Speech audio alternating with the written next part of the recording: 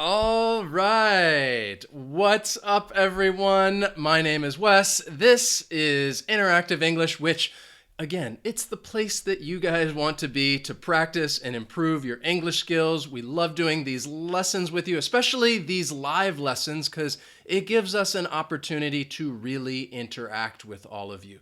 Today, we have a very, very, very special lesson because we just switched over to the new year. It's 2019, so a lot of us we have New Year's resolutions, and I hope that maybe one of your resolutions is to take your English to the next level, that you really, really, really want to improve your English. So that's why today I'm going to be talking to you about 6 ways to improve your English in 2019 and really take your English to the next level. So if you're joining us today, just want you to say hello in the chat. Tell me where you're from. See a lot of familiar faces, which is great. Leandro, Milton, Jonathan, Kavitha, Ronaldo, welcome. Thank you guys for joining me. Lali, Gosia, great to have you guys here. Askik,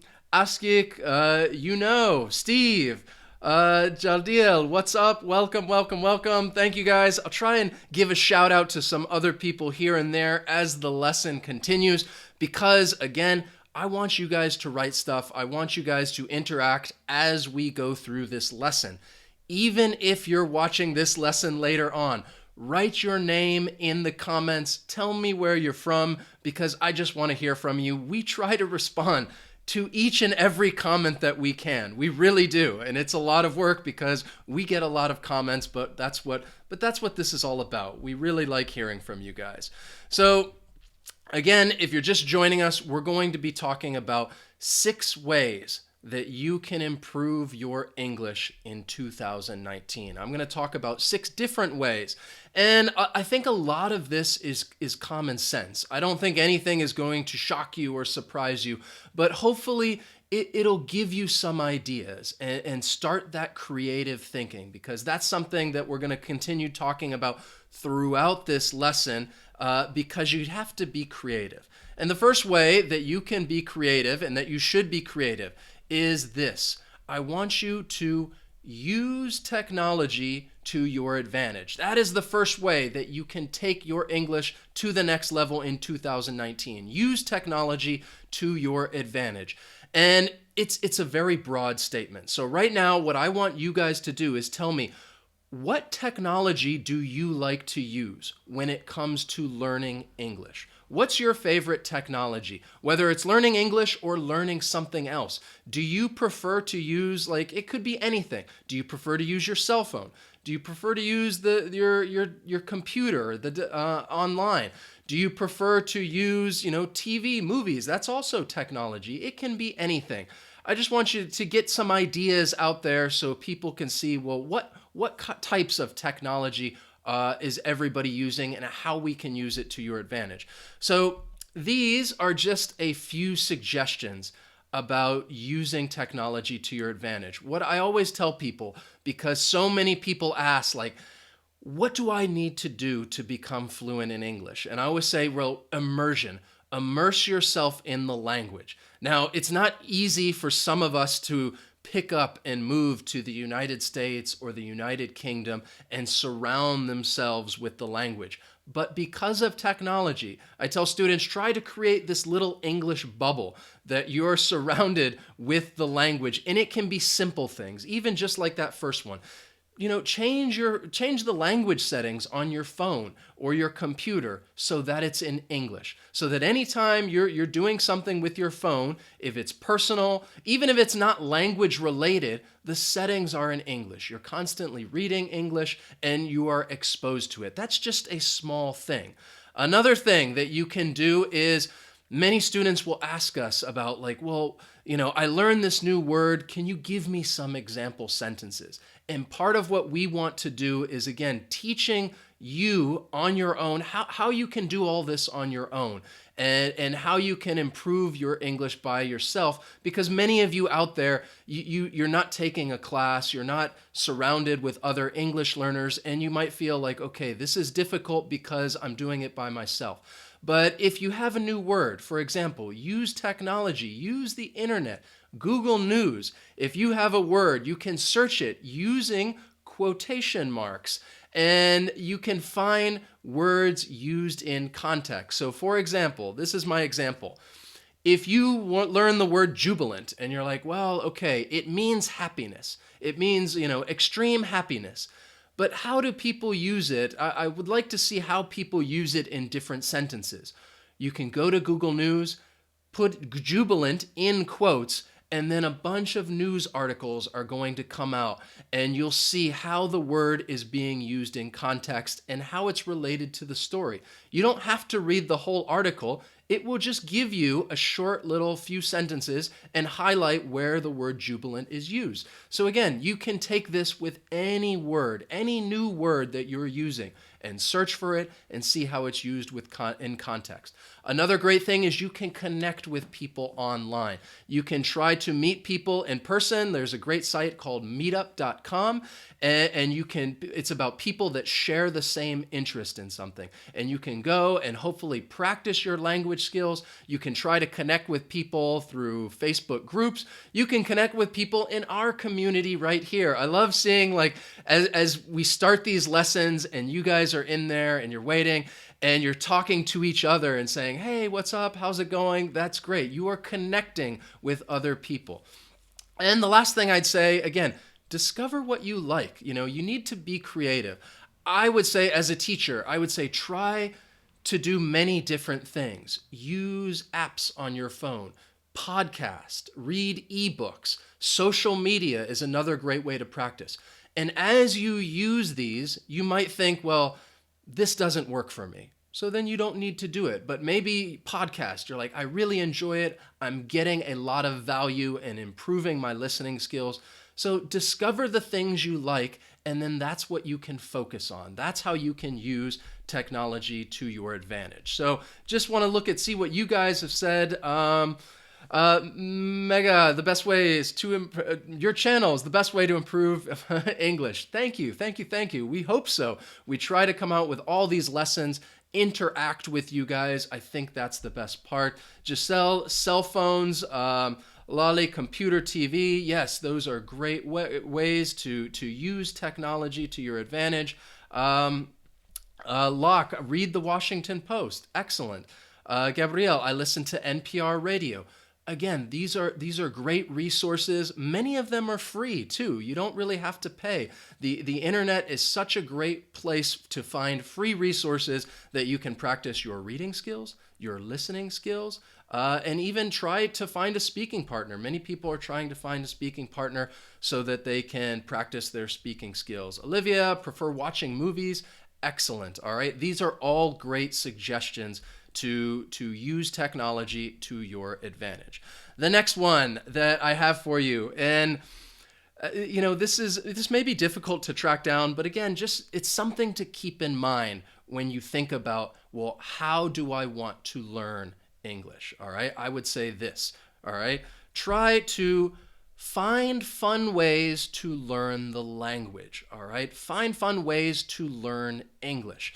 Now, the reason I'm telling you this is because language learning, it doesn't have to be boring, all right? I think when we study languages in school and they give you a grammar book and you're doing the grammar book and you're thinking, oh, this is so boring. It's the same thing over. It's not interesting. You can find fun ways to learn the language. It's going to keep your interest, and it's going to help you stay engaged with the language, engaged with English, and it's going to make learning that much easier if you can find some fun ways to do it. Now, I'm going to give you an example, and it's not something maybe you can do on your own. Maybe you can. I always would start out with riddles. In class, sometimes it's just a warm-up to loosen people up, to help them feel relaxed, to make them a little more interested in what we're going to do that day, I would warm up and start up with a riddle. So I'm going to give you guys a riddle, all right? And these are riddles in English that, and I want you to write your answer in the chat, or even if you're watching this later, write your answer in the comment because we want you guys to participate in these lessons. So the first riddle, and maybe you've heard this before, I don't know. I want you to listen carefully, all right? Write your answer in the chat, okay? Listen carefully to the riddle. Ready? Okay, here is the riddle. Ready? It is, let me find it. Okay. There are 30 cows in a field and 28 chickens. How many didn't? Okay? You're probably thinking to yourself, what? Listen very carefully. I'll say it again because this is just practicing, your listening, your creative thinking, all right? There are 30 cows in a field and 28 chickens. How many didn't? That's my question, okay? It's a sentence and a question. The sentence, there are 30 cows in a field and 28 chickens.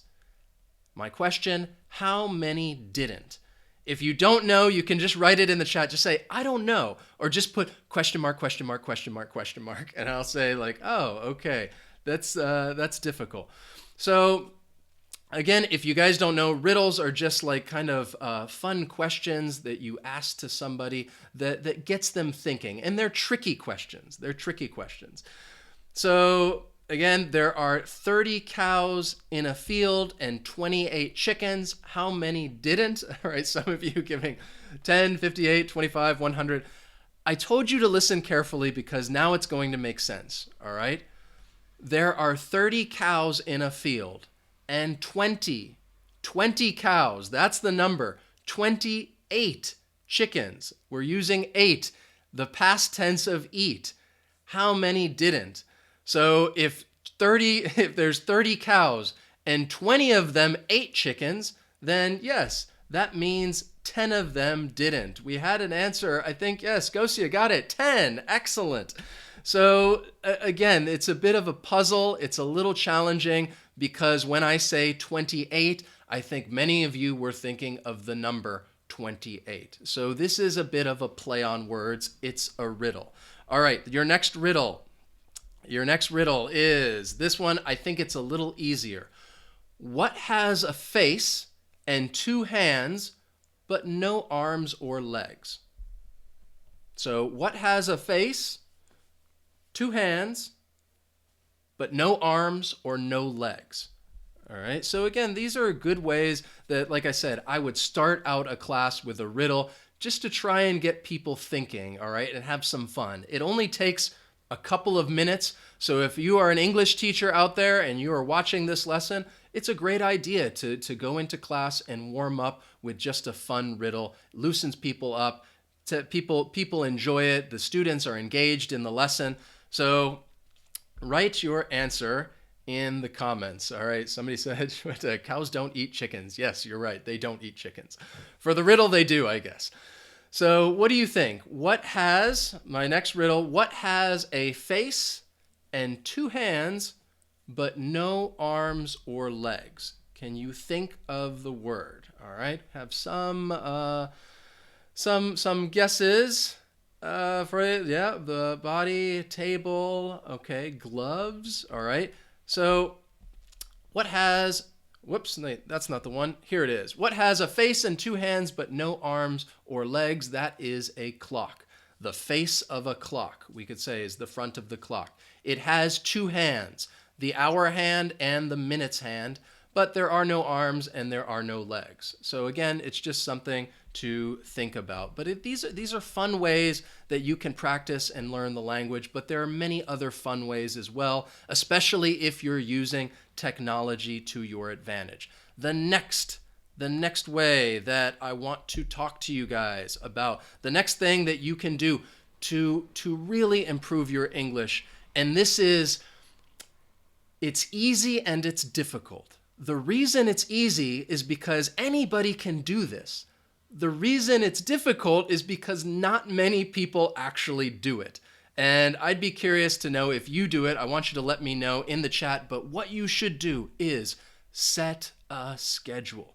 Set a schedule as to when you are going to learn English. So here I've just put down some benefits to setting a schedule. So if you set a schedule, and you're right now with us in the chat, let me know, all right? Tell me whether you set a schedule or say whether you don't. So if you set a schedule, just write the word yes. So I know, okay, you set a schedule and try to plan out your learning. If you don't, then write the word no. Okay? Just write yes or no. So that way I know, and it'll be interesting to see, well, how many people are doing this and how many people don't do it. Like I said, it's easy because anybody can do it. You just write it on your schedule.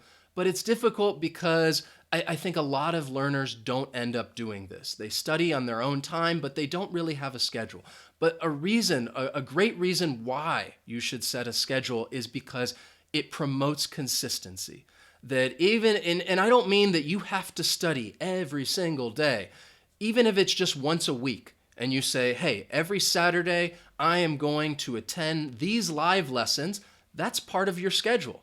That is setting a schedule, even if it's once a week. And if you have that consistency and you do it over the course of a year or 2 years or 3 years, you are going to see your skills, they are going to go up.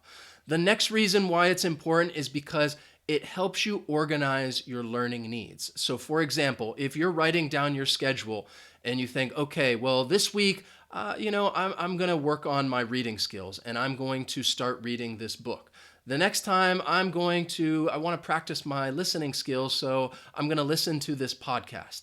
And it gets you thinking about what you need to do and what you should be practicing because you're writing it down.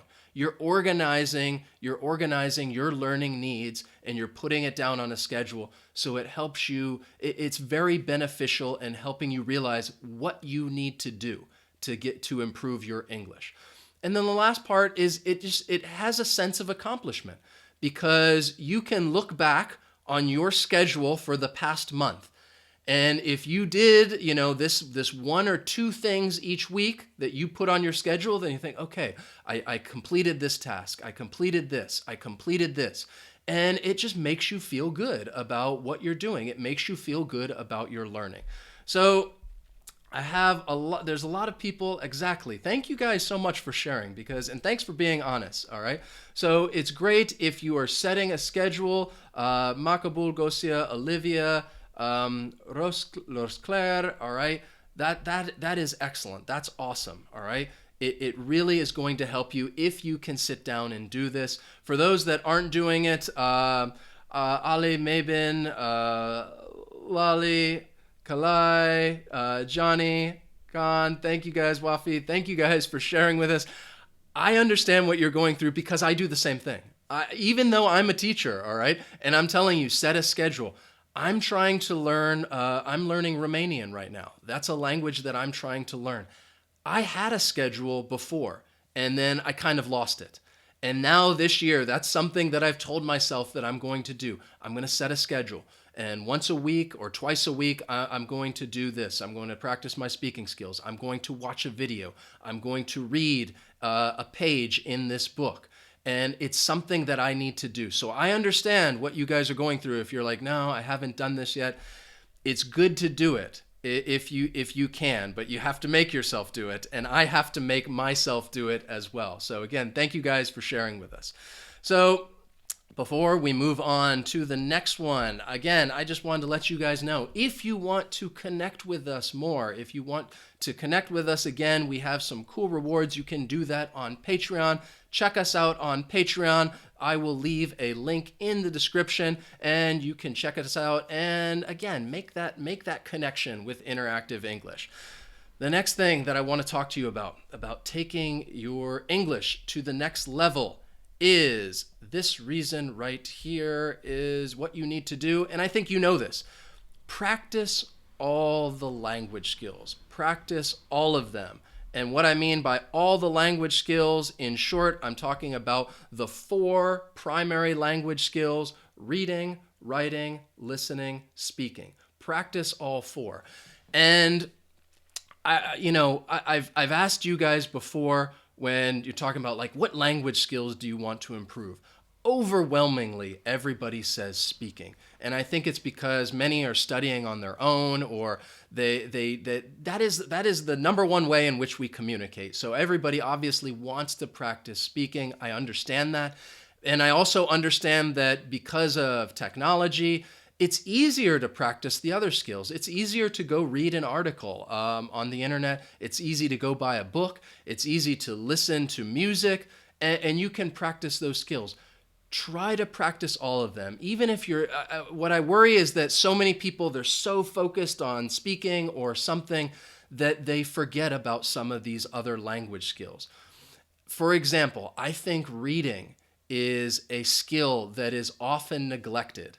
I think that many people don't read as much, or they're just reading very short amounts because of, technology. They're just reading headlines, or because of things like Twitter, they're just reading very, very short little statements. But I think it's important to keep reading, because the reason I say study all of them is because the 4 language skills, even though they might be different, they are all connected. They are intricately connected to one another. So if you're doing one skill, it will help you with another skill. For example, when you're reading, you are seeing the grammar used correctly. You are seeing punctuation used correctly. You're seeing words used in context. You're seeing prepositions, those tiny little function words, and the verbs and the adjectives they're used with. And if you're taking that information in, and the next time it comes to speak, and you have to speak and produce the language, you will start using it correctly. You'll start using the grammar correctly. You'll use those vocabulary words correctly. And a lot of it might be due to reading. It is a value. It's a benefit. So again, try to, and this is where it goes back to set a schedule. Set a schedule, try to use all the language skills. And I know that many of you're saying, okay, well, I need to practice speaking. How do I do that? You got to try to be creative. Think about ways that you can find a speaking partner. And it doesn't just have to be, well, okay, I need to speak English and just practice English. Use your interest to your advantage. If you can find maybe in your town a book club, and it's maybe if expats or whoever, and you can, create a book club where you're reading books in English, and then you get together with other people to talk about those books in English and talk about the stories. So again, you just need to try and get creative, as I mentioned before, and use all of those language skills. So let's see, another one that I have that I think is very important when you're thinking about, okay, this year in 2019, what do I need to do?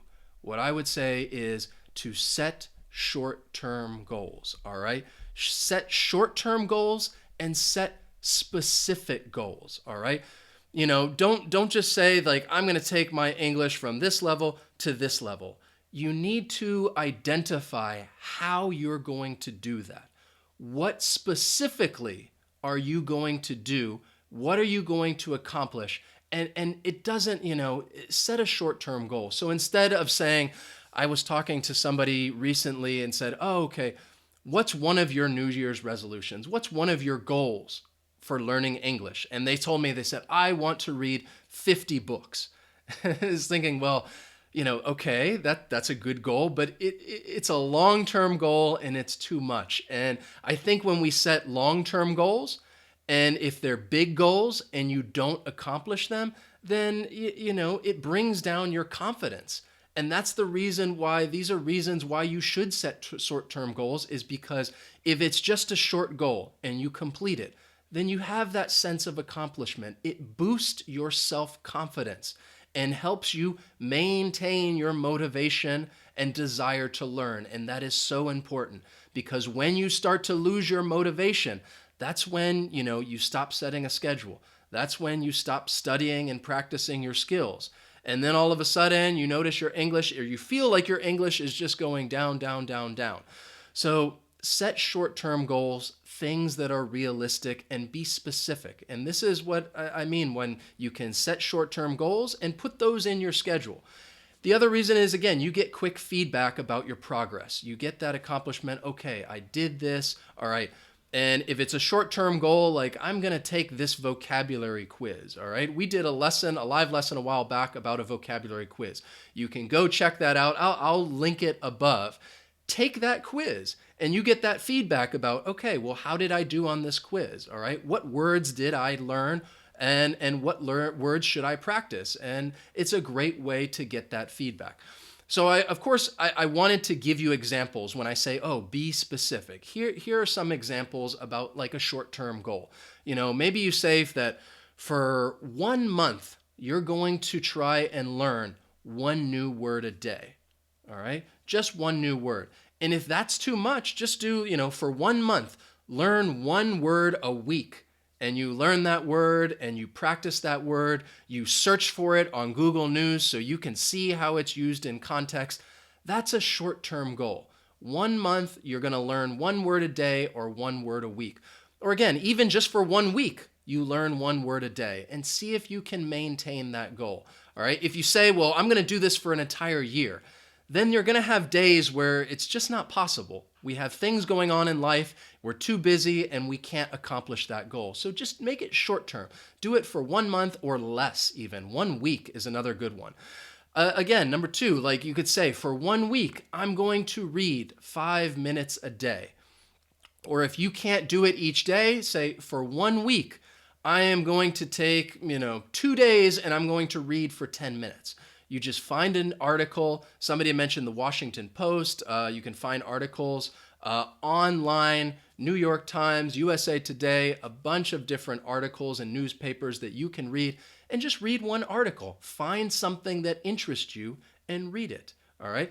Another one, and as you guys are on it, what's one of your short-term goals? Okay, I want you to write that to me in the chat. Share with each other, because again, that's a good way to give each other ideas about, well, what is a short-term goal? So write a short-term goal in the comments, all right? Ahmad has said, yes, please give us some examples of a short-term goal. Perfect. So these right here, these are the examples that I would suggest, but it's just something for you to start thinking about. So right now, as you guys are thinking about, well, what is one of my short-term goals? Write that in the chat. Or write that in the comments if you're watching this later, because it's great for other people to be able to read it and think, okay, that's a great idea. I'm also going to do that. Another short-term goal would be like, okay, I'm going to watch a TV show or a movie using subtitles. And the reason you're going to use subtitles is because then you're practicing your reading skills and you're also listening to the pronunciation and see how it's matched up with the words or the phrases. So again, using subtitles, I know most people think, well, if I'm watching a show or a movie, it's just practicing my listening skills. I'd say you can add to that. You're practicing your listening skills, you're identifying the pronunciation, and you're practicing your reading skills. And that is a very short-term goal, because a TV show is maybe just an hour, a movie is going to be a couple hours, and then you accomplish it. It's done. It's something that you can do, and it's very easy to accomplish. So again, these are some examples of short-term goals that you can do.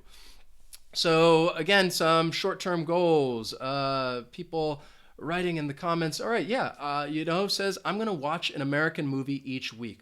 Perfect, okay? That is a great example of a short-term goal. Roxanne says, watching vlogs help a lot. And again, that's a great thing. If you are interested, if you know somebody that you enjoy their vlogs, and those are just like 5 or 10-minute videos, you watch those vlogs. That is great listening practice. And you're also learning a little bit about culture as well, depending on where the vlogger is from. What else do we got? Says, all right, learning 10 words a day, reading 20 minutes, watching a lot of TV. Yep, those are all great things, great goals and things that you can accomplish. That's perfect, all right? So again, set short-term goals. It's really going to help you this year. The next thing that I tell you to do, and you can do this today, is subscribe to our email list. This is something that we've been doing the past few months, and we've switched over to another platform. So if some of you are already subscribed, we're putting, the wheels are in motion, all right? It's taken us a while to get things up and running. The reason that we would ask you to subscribe is that, again, you'll get updates on the latest news, things that are going on in our lives. And again, we're writing you emails. We're not gonna write you emails every single day and it just becomes spam and you're like, okay, it's just too much. But again, we'll send you emails from time to time, maybe once or twice a month.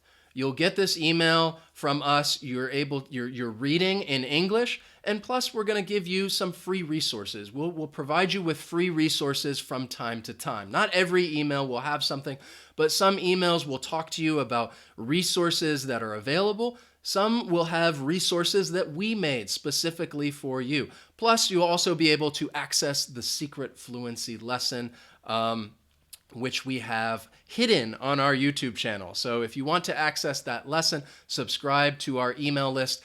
I will leave a link in the description. It'll just say Secret Fluency Lesson. You can click on it, subscribe. And the most important thing of all, right there, will be your best friend, all right? So it's a great way. It's another great way to connect with us. Again, if you've already subscribed, just hold on. We're getting that put together so that these emails will start getting sent out. And again, it's another great way to connect with us. So in 2019, because the year has just started. So these are all great ways to do it. I'll just go through them again real quickly. The things you want to do are to use technology to your advantage. Find fun ways to learn the language, all right? Not just boring old grammar books. Remember to set a schedule for your learning. It's very important that you schedule the things that you want to do. Practice all the language skills, listening, reading, speaking, writing. Try to practice all of them.